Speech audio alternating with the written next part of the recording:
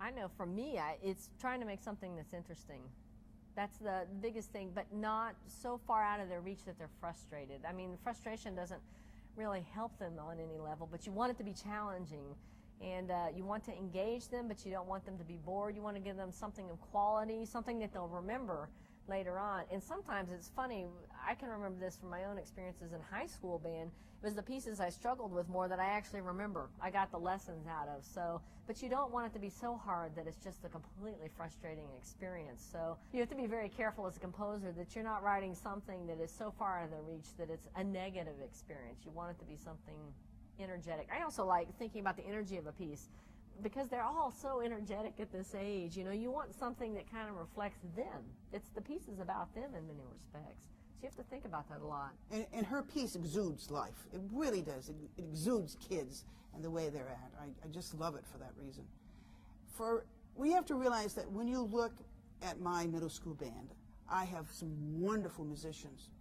They were in All City, the All City band. They competed with the high school kids on that quality. I have some that are the average middle of the road. I have some who have just begun. And I have to choose music that meets all their needs. And that's what makes it so fun. And sometimes I have to adapt it. There were some things I had to adapt about her music. Luckily, she gave me the permission to do whatever I needed to do to make it work with our children. And I feel it's our children when her music's involved. The interesting thing is, when we first started, the advanced kids thought, "Oh, this is a great piece. Oh, wow, we're going to learn so much." And my middle of the road kids felt, "Oh, maybe when I'll know it, I'll like it." And of course, my beginners, "Oh, I'll never learn it." "Oh, yes, you will. Yes, you will.